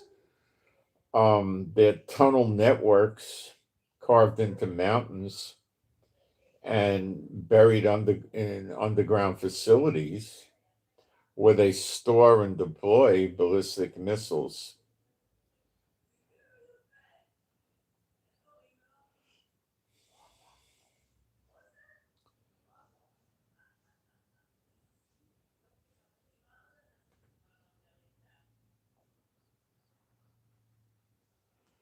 So maybe they're still going to be relying on these. I don't know the status. I think these things have been destroyed. But boots in the ground may be necessary to destroy them completely. It'll be, listen, Iran has made such a miserable effort, pathetic effort against Israel and America together. It's not even funny. This is Jehovah, you know. So one way or another, America and Israel are going to solve this problem. They're going to lick the problem. Okay. And I think they already did. So it's just going to get worse for them, the Iranians. And you're going to see more problems coming from Iraq, I believe.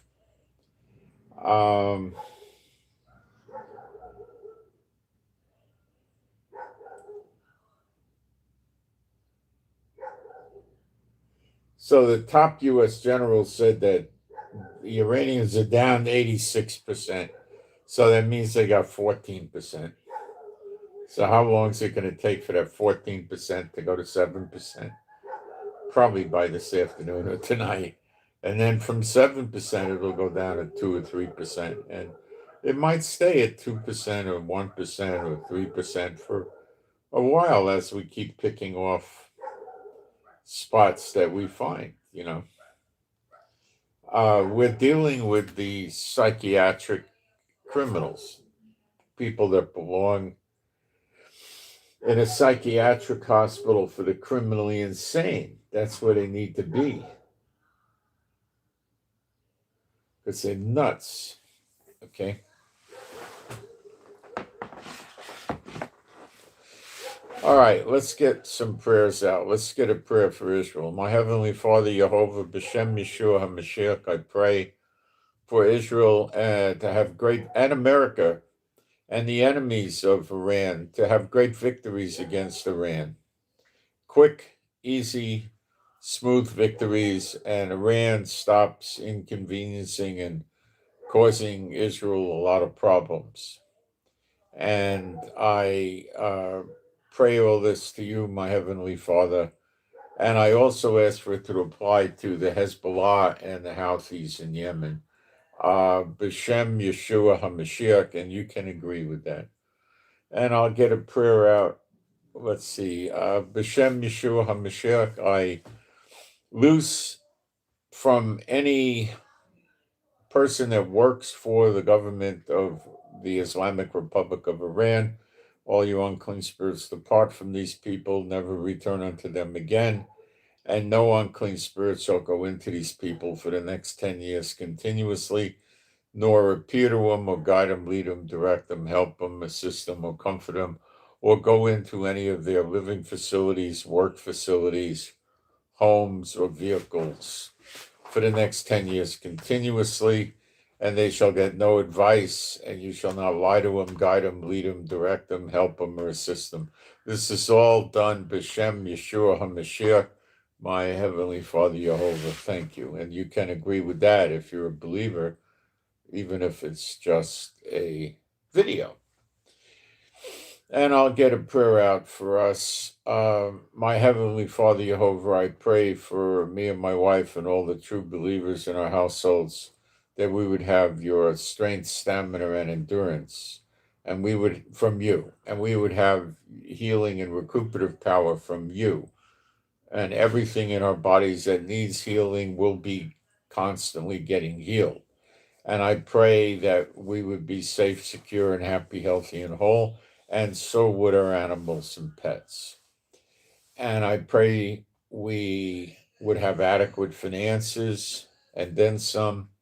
And if we need work, we find work. If we need customers or clients, we get those too. And I pray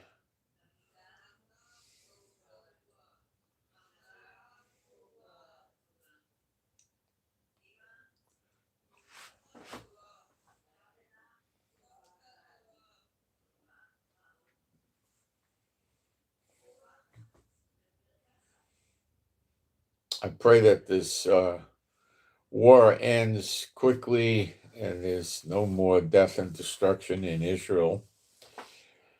And I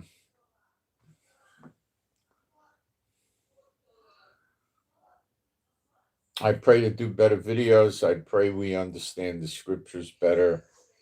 And I pray for the peace of Jerusalem, B'Shem Yeshua HaMashiach.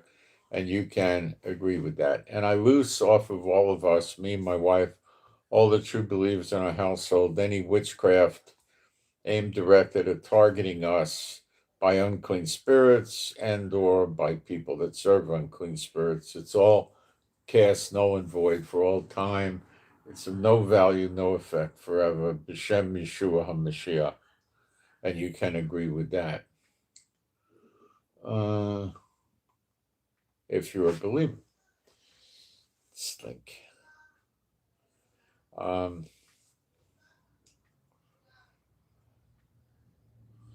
if you would keep praying for me in my pursuit to get help from public and private sources in Israel for, my needing help around the house and different things like that.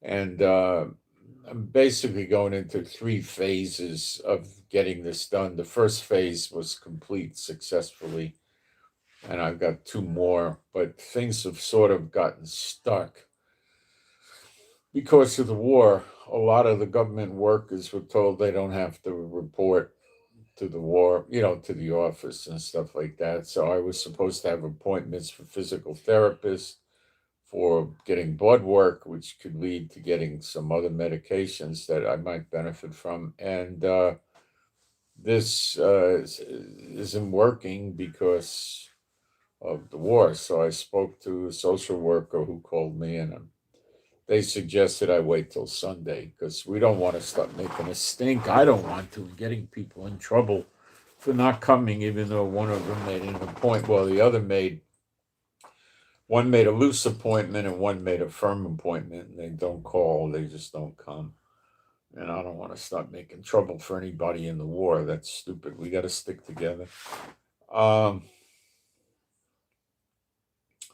And that's what I got. So, like I say, pray for me. I'm getting tired and run down from keeping up with tracking the war.